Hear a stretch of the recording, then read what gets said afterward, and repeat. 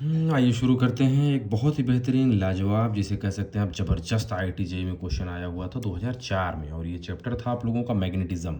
यानी magnetism chapter से 2004 में एक क्वेश्चन आईआईटी जेईई में आया हुआ था, जो कि बहुत ही बेहतरीन क्वेश्चन है। और ये मुझे ऐसा लग रहा है, जो मैंने अभी एक्सपीरियंस किया है और इस पर रिसर्च करने के बाद ये पता लगा है, ये क्वेश्चन कई बार रिपीट किया हुआ है। तो मुझे लगता है कि ऐसे क्वेश्चन को छोड़ना बिल्कुल भी सही नहीं है। और ये क्वेश्चन क्या कह रहा है, आइए बिना समय पास किए शुरू करते हैं। देखिए क्वेश्चन क्या है। A proton and alpha particle are accelerated with same potential difference and then they entered in the region of constant magnetic field B perpendicular to the velocity of particles. Find the ratio of radius of curvature of proton to the radius of curvature of alpha particle. Question तो बहुत छोटा सा देखने में लग रहा है, लेकिन इसके अंदर बहुत ही खतरनाक छिपा हुआ है इसका जो तथ्य है। क्योंकि अब क्वेश्चन हमें सॉल्व करना है, समय भी हमारे पास बहुत कम होता है एग्जाम के समय, तो आइए समय बिना जाए कि इसको तुरंत समझ लिया जाए फट से, क्योंकि ऐसे क्वेश्चन कई बार, और ये क्वेश्चन तो कई बार रिपीट किया हुआ है।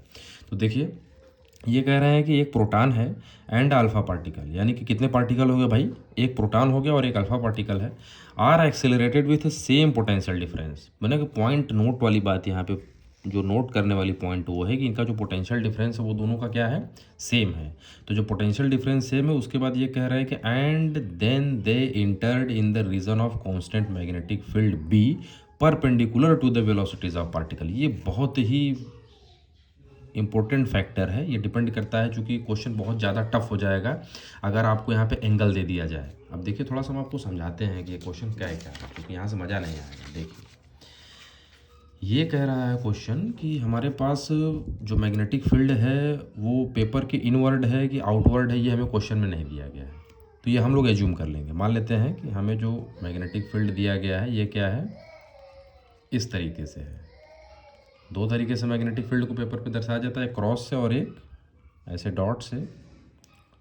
तो क्रॉस वाला क्या होता है, ये रिप्रेजेंट करता है direction of magnetic field perpendicular to the paper and inward, यानी ये अंदर की तरफ ऐसे। और ये वाला जो डिनोशन होता है मैग्नेटिक फील्ड का, ये ऊपर की तरफ। अब ये कह रहे हैं कि इस वाले रीजन में कांस्टेंट मैग्नेटिक फील्ड में दो पार्टिकल इंटर कर रहे हैं, और इस तरीके से इंटर कर रहे हैं कि उनकी जो वेलोसिटी है वो ठीक परपेंडिकुलर है किसके, इसमें जो मैग्नेटिक फील्ड आप देख रहे हैं इसके। एक अल्फा पार्टिकल है और दूसरा प्रोटॉन है। दो पार्टिकल जब इसमें इंटर करेंगे, तो हमने आपको बताया हुआ है कि जैसे ही कोई चार्ज पार्टिकल किसी भी मैग्नेटिक फील्ड में इंटर करता है, तो उसके ऊपर एक फोर्स लगने लगता है QBV साइन थीटा। ठीक है, चूंकि यहाँ पे अब मैग्नेटिक फील्ड और वेलोसिटी के बीच में जो एंगल बन रहा है वो 90 डिग्री है।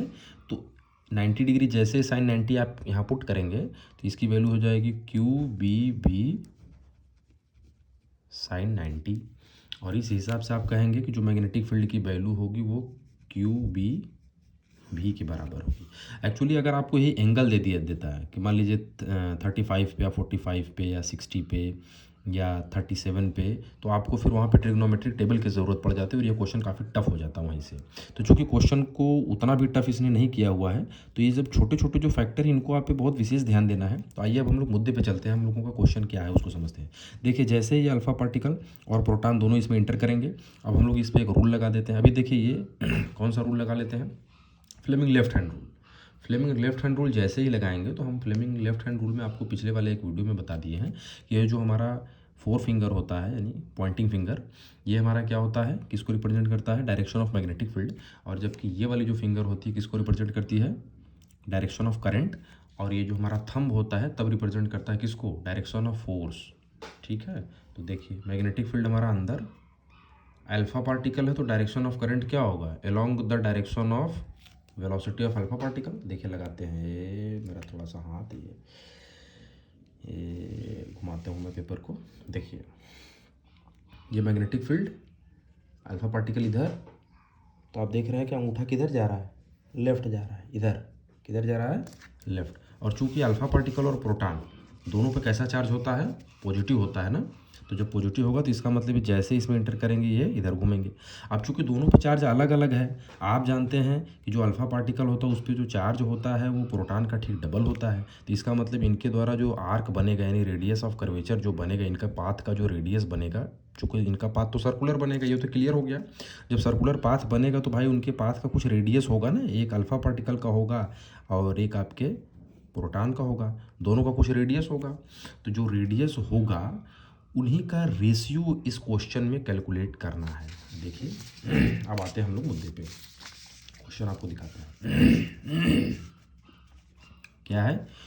Find the ratio of radius of curvature of proton to the radius of curvature of alpha particle. हम उम्मीद करते हैं कि आप लोगों को क्वेश्चन बहुत अच्छी तरीके से समझ में आ गया होगा कि क्वेश्चन कह क्या रहा है। क्योंकि जब तक आपको पता नहीं चलेगा कि क्वेश्चन कह क्या रहा है, हम यह नहीं कह सकते कि आप क्वेश्चन को सॉल्व कर पाएंगे। तो सबसे पहले तो आपको इतना स्ट्रांगनेस आपके अंदर होना चाहिए कि आप क्वेश्चन को अच्छी तरीके से समझें, और ये डिपेंड करेगा कि आप प्रैक्टिस कितना ज़्यादा कर रहे हैं। तो आप ज़्यादा से ज़्यादा प्रैक्टिस करें। आइए देखते हैं क्वेश्चन क्या है। As per the question, question क्या है भाई? क्वेश्चन में हम आपको पूरा समझा दिए हैं क्वेश्चन क्या है। अब देखिए जो हमने फिगर बनाया हुआ था, कहाँ गया फिगर वाला, ये मान लेते हैं कि जो पार्टिकल है इसका मास m हो, ठीक है। ये किस वेलोसिटी से एंटर किया? v वेलोसिटी से। और ये जो सर्कुलर पाथ बनाए हैं, मान लेते हैं किसी एक पार्टिकल का पाथ क्या है, जो सर्कुलर पाथ है, तो सर्कुलर पाथ का रेडियस मान लेते हैं r है। तो भाई जाहिर सी बात है कि अगर ये सर्कुलर पाथ कोई भी पार्टिकल होल्ड करता है तो आपको पता है वहाँ पे कौन सा फोर्स लगता है? सेंट्रीपिटल फोर्स लगता है। तो जब सेंट्रीपिटल फोर्स लगेगा उसकी जो वैल्यू होती है किसके बराबर होती है? ये हम आपको लगा के दिखा देते हैं। हाँ ठीक है, mv²/r ये आपका सेंट्रीपिटल फोर्स हो गया, और ये बैलेंस होगा किससे? मैग्नेटिक फोर्स से बैलेंस होगा, तभी जाके वहाँ पे क्या होगा, दोनों फोर्स जब काउंटर बैलेंस होगा तो आपका पार्टिकल वहाँ पे जो होगा सर्कुलर पाथ जनरेट करेगा। तो ये आप लोग कई बार पढ़े होंगे इस रिलेशन को। तो देखिए सेंट्रीपिटल फोर्स क्या होगा? mv²/r is equal to QBV, वही जो हमने आपको रिलेशन वहाँ पे बताया। अब देखिए इसी को क्या कर देंगे, थोड़ा सा सॉल्व करेंगे। r इधर है, इसको राइट साइड में भेजेंगे, और QBV वाला जो राइट साइड में टर्म है पूरा, इसको लेफ्ट में भेजेंगे। तो यहाँ r है, देखिए तो ये r हो गया, और mv² था तो mv² QBV, तो QBV हो गया। अब आप देख रहे हैं कि यहाँ पे v² है, नीचे v है, तो एक ठो v से ये v कट जाएगा, बचा mv/q इंटू b। ठीक, अब देखिए यानी कि जो r की वैल्यू है वो किसके बराबर हो गई? mv/qb के बराबर हो गई। ये हमारा हो गया इक्वेशन नंबर फर्स्ट। यहाँ तक उम्मीद करते हैं कि आप लोगों को समझ में आ गया होगा। अब थोड़ा सा नीचे चलते हैं, पहले क्वेश्चन में हम आपको दिखा दें। विथ सेम पोटेंशियल डिफरेंस, दोनों का पोटेंशियल डिफरेंस क्या है भैया? जब पोटेंशियल डिफरेंस सेम है तो इसका मतलब ये हो गया कि इनकी जो पोटेंशियल एनर्जी होगी वो काइनेटिक एनर्जी की क्या होगी? बराबर होगी। तो पोटेंशियल एनर्जी होगी किसके बराबर? काइनेटिक एनर्जी के। और आपको हमने बताया हुआ है और आपने पढ़ा भी हुआ होगा कि अगर आपके पास कोई चार्ज Q हो और उसकी पोटेंशियल डिफरेंस कैपेसिटी V हो, तो उसकी जो पोटेंशियल एनर्जी होती है in term of potential difference, वो चार्ज इंटू पोटेंशियल डिफरेंस के बराबर होती है, यानी QV के बराबर होती है। और जबकि अगर उसी चार्ज का मास m हो और उसकी वेलोसिटी v हो, तो उसका जो काइनेटिक एनर्जी होता है वो 1/2 mv² के बराबर होता है। ये रिलेशन आप लोग छोटे क्लास में कई बार पढ़े होंगे। देखिए अब यहाँ से थोड़ा सा हम लोग आगे बढ़ते हैं। यहाँ v² है ना, इसको पकड़ लीजिए, बाकी 2 है, नीचे इधर आएगा तो क्या होगा? मल्टीप्लाई होगा, तो 2QV, देखिए 2QV ऊपर लिख दिए, या m क्या है इधर मल्टीप्लाई में है और ये राइट से लेफ्ट में जाएगा तो क्या हो गया? डिवाइड में आ गया। तो v² की वैल्यू जो है वो 2QV/m के बराबर हो गई। ठीक, अब यहाँ v है, दोनों तरफ स्क्वायर रूट कर देंगे, तो जब स्क्वायर रूट जैसे ही लेंगे तो v² जो है वो v में तब्दील हो जाएगा, जबकि ये पूरा टर्म किस में चला जाएगा? स्क्वायर रूट में चला जाएगा। इसे मान लेते हैं इक्वेशन नंबर सेकंड। ठीक, हम उम्मीद करते हैं कि आप लोगों को यहाँ तक कोई दिक्कत नहीं हुई होगी। अब देखिए दोनों इक्वेशन से क्या करेंगे, from equation number first and second से ये जो v की वैल्यू हम लोग कैलकुलेट किए हैं ना इक्वेशन नंबर सेकंड में, इसको उठा के इक्वेशन नंबर फर्स्ट में यहाँ जो v देख रहे हैं यहाँ पे क्या कर देंगे? पुट कर देंगे। तो जैसे ही पुट करेंगे देखिए यहाँ r है, यहाँ पे हमने क्या लिख दिया? r लिख दिया। यहाँ m है तो देखिए m लिख दिए। q इंटू बी था तो यहाँ q इंटू बी लिख दिए। v की वैल्यू क्या है? √2QV/m, जबकि यह वाला v क्या है? पोटेंशियल डिफरेंस है, और स्मॉल वाला v जो है वो क्या है? वेलोसिटी था। तो √2QV/m हो गया। हम उम्मीद करते हैं कि आप लोगों को ये जो टर्म ऑफ रेडियस हम लोग कैलकुलेट किए हैं, अभी थोड़ा सा इसको और मॉडिफाई कर देते हैं। देखिए यह आर है तो ये आर हो गया, और इस एम को हम लोग root m into root m लिख सकते हैं अच्छी तरीके से। और क्यू है तो इसको भी root q into root q लिख देंगे, और ये बी है तो इसको बी लिख देंगे। और ये तो ऑलरेडी टर्म हमारा क्या है, रूट में है ही, तो root over 2 QV upon m. देखिए अब थोड़ा सा इसको हम लोग सॉल्व करने वाले हैं। ये यहाँ देखिए आर था तो यहाँ आर लगा दिए, ये उसके बाद 1/b, ये बच गया हमारा कांस्टेंट टर्म है तो 1/b यहाँ बाहर कर दिए। एक एम से रूट एम से एक रूट एम, देखिए ये रूट में है तो रूट एम इससे कट जाएगा, ठीक दिए। एक ठो रूट एम बच गया यहाँ, तो देखिए इसको हमने यहाँ लिख दिया। और एक ठो यह रूट क्यू, जो क्यू आप देख रहे हैं रूट में है, और यहाँ से एक रूट क्यू है तो ये इससे कट जाएगा, तो बचा क्या, एक ठो क्यू ये वाला बच गया, तो देखिए रूट क्यू लिख दिए। और रूट ओवर 2v, यहाँ 2v हो गया। हम उम्मीद करते हैं कि आप लोगों को ये वाला भी इक्वेशन अच्छी तरीके से समझ में आ गया होगा। तो आइए बिना समय पास किया और तेज़ी से आगे बढ़ते हैं।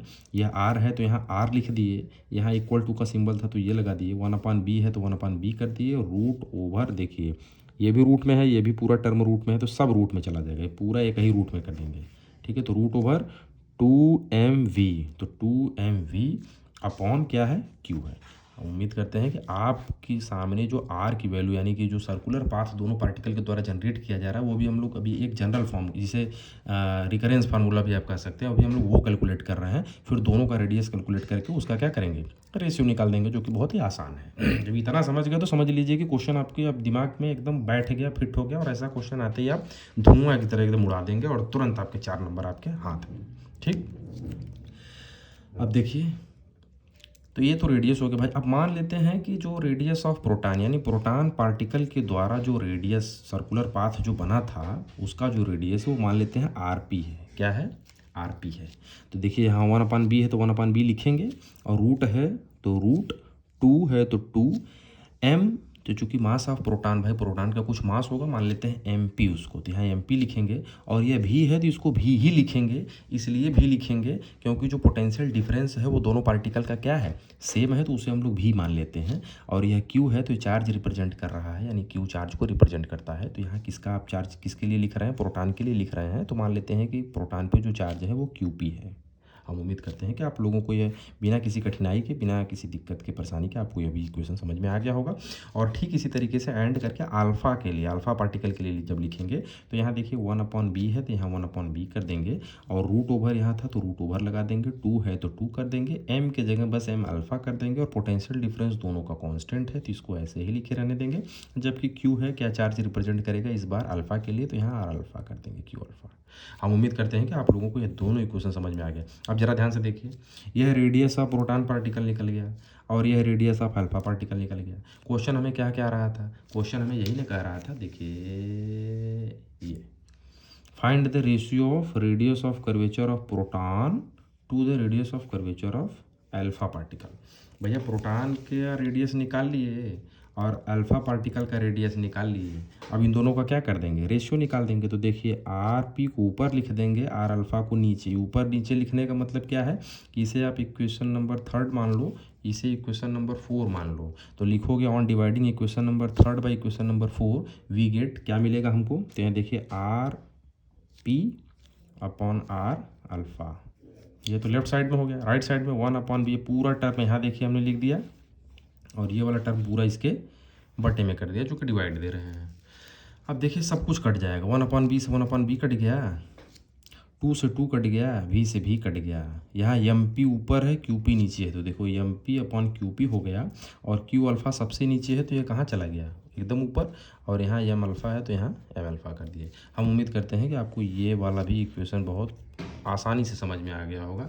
आइए बिना समझ आए कि आगे बढ़ते हैं। देखिए यहाँ पे r p upon r alpha है तो यहाँ r p upon r alpha कर दिए, और उसके बाद यहाँ रूट लगा था तो रूट लगा दिए, और मास ऑफ प्रोटॉन और मास ऑफ अल्फ़ा पार्टिकल इधर है, और उसके बाद चार्ज ऑफ अल्फ़ा पार्टिकल और चार्ज ऑफ प्रोटॉन है। तो आपको पता है अच्छी तरीके से कि जो अल्फ़ा पार्टिकल का मास होता है वो मास ऑफ प्रोटॉन का ठीक 4 गुना होता है, तो इसको हमने 1/4 कर दिया एक साथ ऐसे।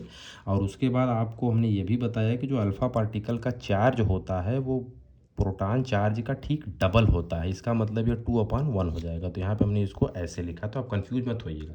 इसका रेशियो 2/1 होगा और ये इसका चौगुना है तो ये 1/4 ऐसे हो गया। ठीक, ये देखिए 2 से 4 कट गया तो यहाँ 2 आ गया।